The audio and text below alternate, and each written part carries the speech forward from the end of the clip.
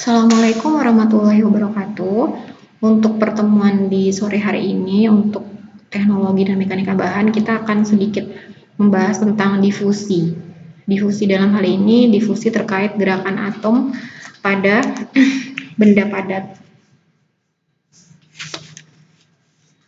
Nah, gerakan atom pada benda padat ya. Gerakan atom pada benda padat dikenal sebagai difusi. Nah, kita berbicaranya difusi ini gerakan atom pada benda padat, bukan berbicara soal difusi yang ada pada yang biasanya teman-teman pelajari pada cairan. Jadi difusi dalam hal ini, dalam pembahasan kita kali ini adalah suatu peristiwa untuk menghilangkan perbedaan konsentrasi dalam bahan untuk membentuk suatu komposisi bahan yang homogen. Jadi ada dua jenis gitu ya, ada dua jenis bahan, penyusunnya berbeda, misalnya Ni dan Cu itu kan heterogen gitu ya. Nah, itu untuk menghilangkan perbedaan konsentrasi di antara mereka dilakukanlah proses difusi tersebut untuk membentuk suatu komposisi yang homogen. Jadi nanti terjadi pencampuran antara Ni dan Cu secara homogen. Nah, kita tahu bahwa dalam zat padat itu terdapat atom-atom penyusun, gitu ya, atom-atom penyusun. Nah, dalam difusi, atom-atom tersebut itu dipaksa untuk bergerak dengan memberikan suatu tegangan dalam bahan atau suatu gaya dari luar bahan.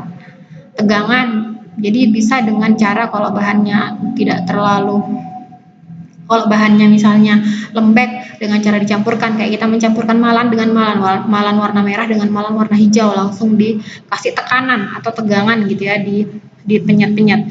Tapi kalau bahannya berupa logam, maka biasanya tegangan energi yang diberikan itu misalnya dengan cara dipanaskan agar mereka bisa menjadi homogen gitu ya antara kedua bahan tersebut. Itu sekilas seperti itu. Nah, ada berbagai macam bentuk difusi yang akan menjadi perhatian kita dalam mempelajari ilmu bahan, diantaranya difusi itu sendiri, kemudian difusi dalam paduan bahan, difusi, mekanisme difusi, energi untuk difusi, tingkat difusi, interdifusi, tipe difusi, pertumbuhan butiran difusi dan difusi, ikatan difusi, difusi ionik, difusi pada polimer, dan contoh peristiwa difusi yang tidak dibahas secara rigid di sini semuanya, tapi dalam bahan itu ada pembahasan seperti itu. Ini adalah contoh grafik proses difusi Cu ke Ni. Perpindahan ya, sehingga mereka menjadi homogen. Sebelum terjadi difusi antara atom Cu dan Ni, terdapat batasan antara keduanya. Ini ya, ini Cu, terus kemudian ada jarak sebelum proses difusi seperti ini grafiknya. Selama difusi terjadi asimilasi atau percampuran antara atom C dan Ni, mulai bercampur sehingga tidak seperti ini lagi, tidak tegak seperti ini, tapi mulai miring, terjadi proses pencampuran di sini. Hingga akhirnya setelah difusi atom ini selesai, percampuran sudah merata, karena targetnya kan dia merata homogen, maka bentuk grafiknya adalah lurus seperti ini. Ya, jadi jaraknya itu adalah 0, homogen semua, tidak ada lagi batasan atau tidak ada lagi jarak antara atom Cu dan Ni karena mereka sudah bercampur, berbaur menjadi satu.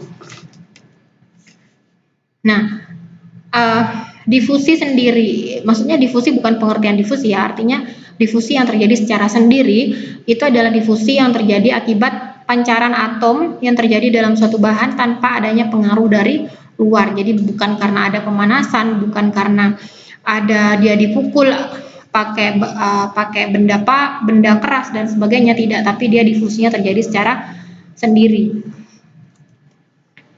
Lalu difusi mekanismenya dalam proses gerakan atom dari tempat asalnya ke tempat yang kosong atau ke tempat antara celah atom lain, ini dibedakan. Difusi mekanismenya itu terjadi dari 3 bentuk. Jadi ada tipe-tipe difusi itu berdasarkan prosesnya, maksudnya seperti itu. Jadi difusi itu ada yang difusi kekosongan, kemudian ada difusi sisipan, ada difusi mekanisme bentuk lain. Yang pertama, difusi kekosongan. Difusi tipe ini terjadi apabila suatu atom itu bergerak meninggalkan tempatnya menuju ke tempat lain yang kosong. Nah, peristiwa ini itu tentunya hanya terjadi antara atom-atom yang sama. Ya, atom-atom yang ini ya, yang atom-atom yang sama besarnya, dia kemudian berpindah ke tempat kosong yang ada di sebelahnya gitu. Difusi sisipan. Nah, peristiwa difusi ini terjadi pada suatu bangun kristal suatu struktur dan terjadi pada atom yang tidak sama besarnya. Ini kan besarnya yang satu besar, yang satu kecil. Artinya nyisip. Kita bisa nyisip. Kalau badan misalnya kalian naik motor, kalian bisa nyisip-nyisip. Kalau di lampu merah itu ada banyak mobil. Kalian bisa nyisip karena kalian motor ukurannya lebih kecil. Nah, sisipan namanya. Kalau mobil nyisip nggak bisa, mau nyisip di mana gitu. Nah, peristiwa difusi tipe ini tidak harus terjadi pada suatu struktur atom yang memiliki kekosongan atom. Karena atom di sini hanya bergerak di antara celah-celah antara suatu atom. Ini kan nggak ada yang kosong.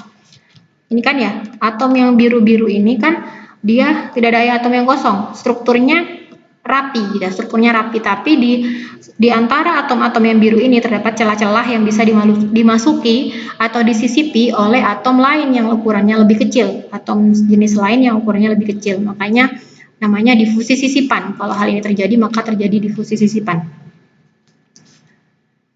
Difusi itu kayak ibarat kalau mau pengertian secara umum, secara mudah itu kita misalnya punya air gula, terus kita punya spon, terus pelan-pelan air gula itu masuk ke dalam rongga-rongga yang ada di dalam spon. Seperti itu ya. Tuh. Kemudian difusi mekanisme bentuk lain. Difusi tipe ini biasanya terjadi apabila suatu atom dari susunan atom yang sama meninggalkan tempatnya dan bergerak memasuki celah-celah antar atomnya. Jadi dalam keluarganya sendiri, dalam jenisnya sendiri, dan memang akhirnya karena ada satu yang pindah, akhirnya menimbulkan suatu kekosongan atom. Nah, pada peristiwa lain dapat pula terjadi pergantian tempat antara atom itu sendiri. Jadi misalnya kalau ini terjadi kekosongan ya, dari situ pindah ke situ kan, atau bisa dia bertukar dari sini dia bertukar ke sini gitu. Misalnya ini kan berpindah ke sini ya, berpindah ke sini dia. Nah, bisa jadi akibat pancaran atomnya dia bisa pindah ke sini, atau karena ada faktor lain misalnya getaran atau pukulan, dia bisa pindah ke sini, pindah ke sebelah sehingga dia bergeser ke sini. Jadi terjadi pertukaran atom. Seperti itu. Nah, energi untuk difusi. Jadi namanya berpindah itu butuh yang namanya energi. Nah, suatu atom yang berdifusi harus dipaksa bergerak melalui atom-atom lain yang mengelilinginya. Maka itulah diperlukan energi. Jadi yang dipaksa ya, karena ada yang lewat pancaran atomnya sendiri bergerak, tapi banyak yang memang dia harus dipaksa. Artinya pergerakannya itu dibikin atau dibuat, dipaksa untuk bergerak. Nah, dia mau bergerak itu dia butuh energi. Ibarat kita mau bergerak, berpindah tempat, kita butuh energi. Energi dari mana? Minimal misalnya kalau kita tidak makan, kita minum. Manusia itu bisa bertahan dalam waktu yang 1 minggu tanpa makan, dia cukup minum aja gitu ya, minum. Itu bisa bertahan gitu. Nah, ini daftar aktivitas energi untuk bahan yang sering digunakan dalam industri. Ada Fe dalam Fe, di KPR ya, sama-sama KPR, Cu dalam Cu, Ag dalam Ag, Au dalam Au, terus itu difusi sendiri. Jadi kan dia berpindahnya dari atom Fe dengan atom Fe yang lain. Itu energi yang dibutuhkan dia berkisar dari 21.200 kalori per mol sampai 66.700 kalori per mol. Ini yang sering digunakan dalam industri. Yang lain-lain juga masih banyak. Itu difusi sendiri. Nah, difusi sisipan itu berarti namanya difusi sisipan itu N dalam Fe. Artinya N-nya lebih kecil ukurannya dibanding dengan Fe kan, N dalam Fe. Berarti N ini nyisip gitu ya. N ini nyisip ke dalam Fe. Energi yang dibutuhkan oleh sisipan itu jauh lebih kecil kalau kita lihat dari sini ya. Energi yang dibutuhkan oleh yang nyisip-nyisip itu jauh lebih kecil dibandingkan dengan ini kan, rata-rata besar sekali ya. Karena dia tuker posisi kan. Kalau ini kan ukurannya sama. Jadi untuk kalau kalian misalnya naik bis untuk desek-desekan dengan orang yang ukurannya sama, itu kan jauh lebih susah. Lebih mudah kalau kalian bodinya mini, kalian masuk di sela-sela orang-orang yang sedang berdesak-desakan di bis itu jauh lebih mudah. Nah, difusi sisipan. Jadi difusi sisipan itu energinya jauh lebih kecil. Atom yang lebih kecil jauh lebih mudah masuk ke dalam atom yang mau disisipin tadi gitu. Ini karena ini difusi sisipan, maka ketika ada tulisan N dalam Fe berarti yang masuk menyisip itu adalah N. Yang ukurannya lebih kecil berarti adalah N. Fe-nya berarti yang banyak. Intinya ibaratnya yang punya rumah itu adalah Fe, terus N itu nyisip gitu ya. Kemudian C dalam Fe, C dalam Fe ini juga H dalam Fe, itu energinya berbeda-beda. Kemudian difusi paduan. Jadi gabungan gitu ya. Otomatis ini banyak ya, tidak hanya sedikit atom Ni-nya, atom Fe-nya, tapi hampir namanya paduan dia hampir setara ya komposisinya atau bahan perpaduannya antara Ni dan Fe hampir setara, sehingga energinya yang dibutuhkan juga mirip besar sama dengan difusi ketika terjadi proses difusi sendiri. Tapi sekali lagi difusi paduan ini juga bergantung pada ukuran dari logam yang berpadu. Artinya misalnya Al dengan Cu satunya besar, satunya kecil, otomatis perpaduannya energinya itu butuh energi yang lebih kecil dibandingkan dengan yang ukurannya sama-sama besar gitu. Sama dengan sisipan tadi. Sisipan lebih karena kenapa sisipan kecil? Karena kan energi dia nyisip. Dia lebih kecil ukurannya masuk ke dalam rongga-rongga celah-celah dari atom-atom yang ukurannya besar-besar sehingga mudah untuk bisa masuk ke dalam sisipan tadi. Nah, seperti ini ya, yang tadi nyisip kan seperti ini. Nah, lebih mudah kan kalau si kecil, si hitam mau masuk ke rongga-rongga ini kan lebih mudah. Jadi energinya lebih kecil gitu. Kalau yang ini difusi sendiri atau kekosongan ya sama ya. Dia kan pindahnya sendiri ke tempatnya sendiri, pertukaran. Agak susah karena ukurannya sama-sama besar. Kemudian ini tingkat difusi perlu diketahui saja. Jadi tingkat difusi ini adalah seberapa jauh sih suatu atom dapat melakukan difusi melalui suatu bidang. Itu dapat diukur dengan yang namanya ukuran flux ya, yaitu pengukuran berapa jumlah atom yang dapat berdifusi melalui suatu luas permukaan bidang per satuan waktu. Jadi dalam waktu 1 menit berapa banyak sih atom yang bisa berdifusi melalui luas permukaan tertentu. Itu dikenal dengan hukum Fick, di mana formulanya itu sebagai berikut ya, J min B AC per delta C per delta X. Ini adalah gradien konsentrasi atom per sentimeter kubik, jadi berapa atom per luasan sentimeter kubik, kemudian koefisien difusi dan fluxnya. Delta C ini perbedaan konsentrasi selang perbedaan jarak delta X tadi itu. Nah, seperti ini contohnya. Diperhatikan gambar ini menjelaskan tentang tingkat difusi di atas yang lebih jelas ya, yang penjelasan tentang difusi yang sebelumnya dengan lebih jelas gitu. Jadi dia akan menyisip, ibarat ini spon tadi dia nyisip masuk gitu. Satuan luasnya itu yang ini, yang dia lewatin itu satuan luasnya. Per delta X kan jaraknya, yang dia tempuh selama proses difusi itu berapa delta X-nya. Jadi dari sini ke sini yang dia lewatin itu berapa sih yang delta X-nya gitu ya. Nah, yang kalau bicara ini ya konsentrasi per selang perbedaan jarak. Jadi konsentrasi dia sampai sini tuh jumlahnya sudah berapa banyak sih konsentrasinya yang masuk sudah berapa banyak. Kemudian jaraknya berapa nih yang dilewatin gitu. Jadi delta C per delta X. Hukum Fick 2, tadi hukum Fick 1. Nah, hukum Fick 2 menyatakan dinamika dari atom-atom yang berdifusi dan dinyatakan dengan persamaan diferensial. Persamaan turunan ya, sehingga penyelesaiannya menjadi seperti ini. CS min CX per CS min C0 sama dengan diferensial X per 2 dt. Konsentrasi konstan atom yang berdifusi pada permukaan bahan, kemudian C0 harga rata-rata konsentrasi pada permukaan difusi atom di dalam bahan, CX harga konsentrasi difusi atom pada daerah di bawah X. Seperti itu. Jadi yang ini ya. Jadi di permukaan bahan, di dalam bahan, dan setelah dia berjarak yang ditempuh misalnya berapa meter atau berapa meter, anggaplah meter lah ya. Tapi biasanya nggak mungkin berapa milimeter dia bergerak, terus itu berapa konsentrasinya, konsentrasi di permukaan berapa, yang terjadi di dalam itu berapa, dan yang setelah berjarak X itu berapa konsentrasinya, atau yang berdifusi itu berapa banyak sih itu. Nah, ini tipe difusi. Jadi dalam prosesnya terdapat berbagai macam difusi yang tergantung dari suatu bahan. Nah, tipe difusi itu ada 3 ya. Permukaan difusi, batas butiran difusi, dan volume difusi. Nah, pertumbuhan butiran dalam difusi.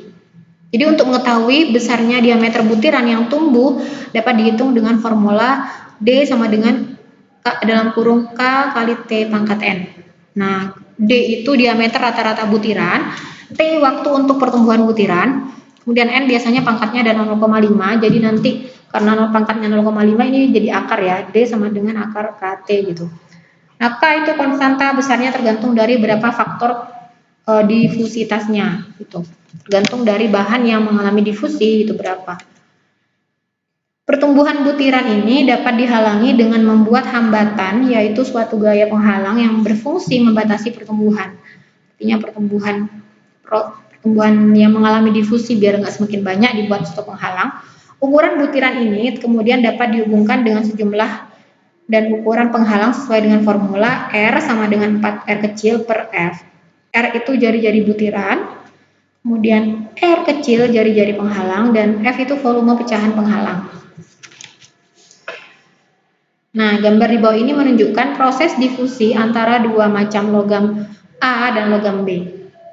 Ya, terlihat perubahan konsentrasi logam A, ini kan logam A ya, atau Ca ya, dan konsentrasi logam B setelah proses difusi, jadi lebih jarang gitu ya.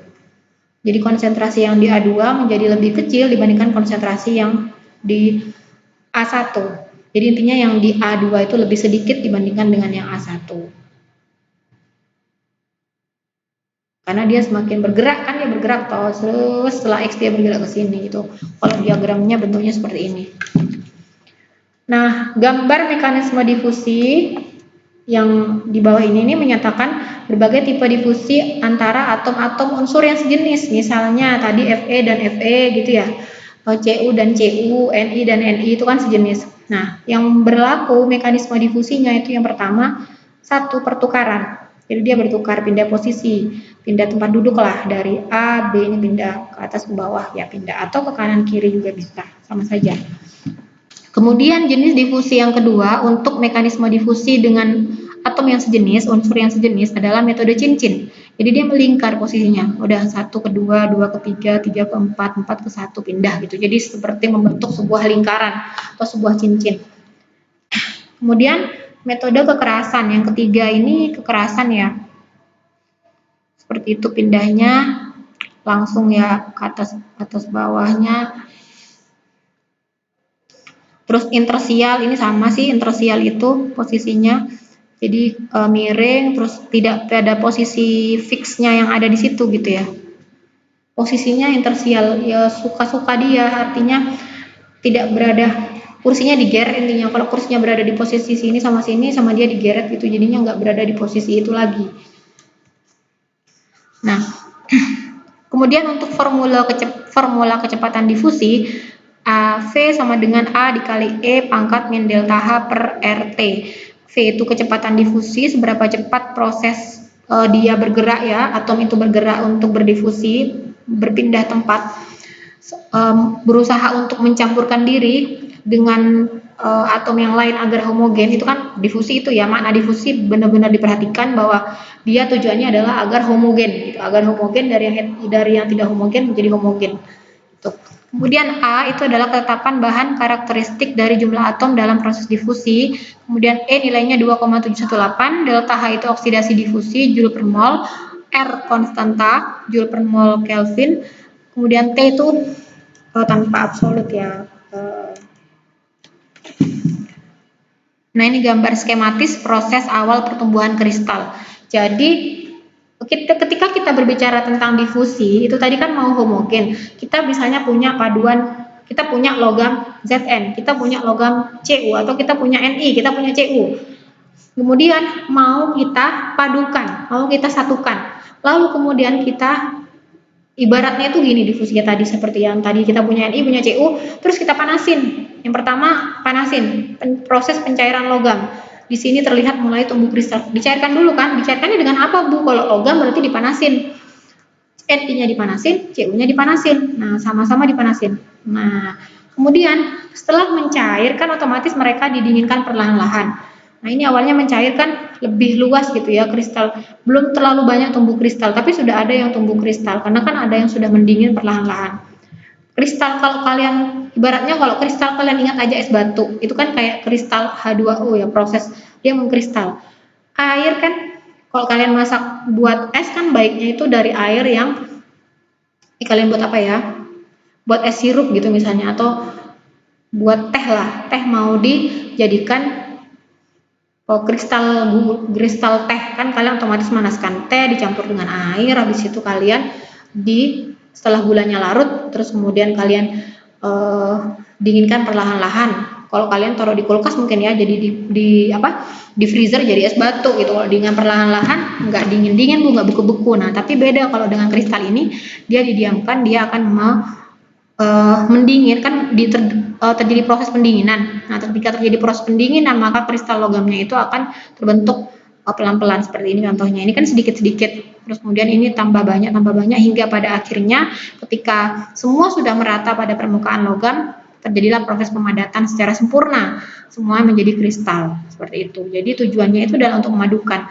Awalnya kan ini misalnya Ni saja sama Cu, Ni sama Cu ya, Ni sama Cu dipanasin terus bergabung terus gini jadi satu, atau Ni sama Ni, Cu sama Cu, hanya untuk mendapatkan kristal yang berbeda bentuknya bisa dilakukan proses difusi. Ini adalah proses kristalisasi ya. Akhir dari peristiwa difusi dan perubahan fase cair ke padat kita disebut dengan peristiwa kristalisasi.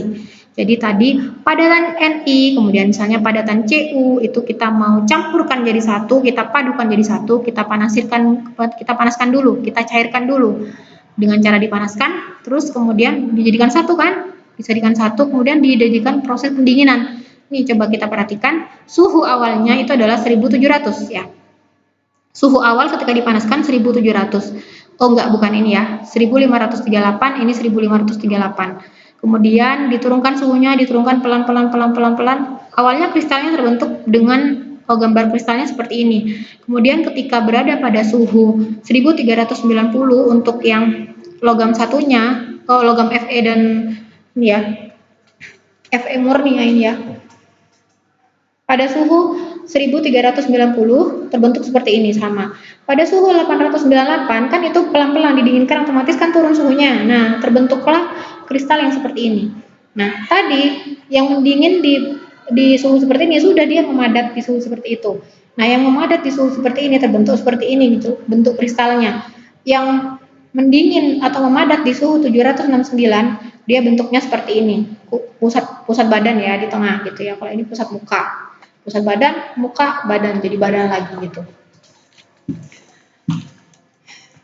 Nah, itu yang bisa saya sampaikan untuk pertemuan kali ini terkait dengan difusi.